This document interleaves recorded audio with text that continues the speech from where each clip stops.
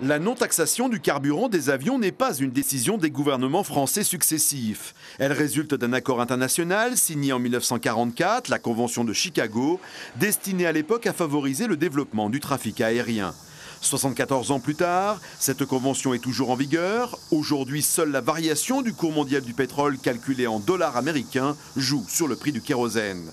Pour changer cette règle fiscale, il faudrait un vote unanime des 191 États membres de l'OACI, l'Organisation de l'aviation civile, ce qui paraît peu probable.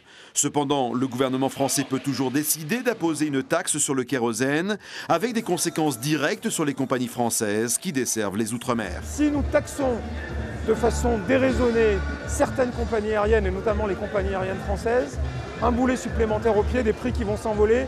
Quel est l'intérêt économique de tout ça? Le débat, il ne peut pas être que franco-français, parce que s'il l'était, ça serait une pénalisation à nouveau pour les transporteurs de notre pays qui ne détiennent pas aujourd'hui la majorité du trafic. La part de marché des compagnies françaises sur tout le trafic qui entre et qui sort de France, c'est aujourd'hui moins de 40%. Ne le pénalisons pas plus que nécessaire, ce serait une erreur. Les variations du prix de kérosène sont d'autant plus impactantes pour les compagnies aériennes que le carburant représente en moyenne 30 à 40% du coût d'exploitation d'une ligne en fonction du type d'avion utilisé. Mécaniquement, une taxe sur le kérosène entraînerait une hausse du prix du billet d'avion. Si je prends l'exemple de la Réunion, il faut 90 tonnes de kérosène pour qu'un avion fasse le trajet entre Paris et la Réunion. Si on prend les cours actuels du kérosène et si on divise par le nombre de passagers, environ 400 pour un Boeing 777, eh bien on va tomber sur un coût de 120 € par passager. Donc si on applique une taxe de 10%, c'est tout de suite une dizaine d'euros qui vont se rajouter mathématiquement au prix du billet. En cas de taxation du kérosène et pour éviter ces augmentations, les compagnies françaises et étrangères pourraient alors décider de se ravitailler en carburant dans un autre pays que la France et pratiquer ce que l'on appelle dans le jargon aéronautique le double emport. Problème, les avions seraient plus lourds et donc plus polluants et les temps de vol seraient allongés, sans compter l'ajout d'autres taxes.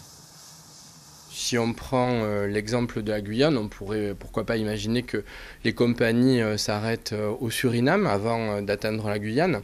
Mais l'intérêt économique serait peut-être discutable parce que certes, le carburant serait moins cher, on éviterait cette taxe, mais par ailleurs, il y aurait certainement des taxes aéroportuaires à payer en plus pour cette escale au Suriname, et puis des accords commerciaux à trouver avec le pays pour limiter un impact négatif de la concurrence avec leurs propres compagnies nationales. Pour l'heure, pas de taxe gouvernementale en vue sur le kérosène, et ce malgré la pression des Gilets jaunes.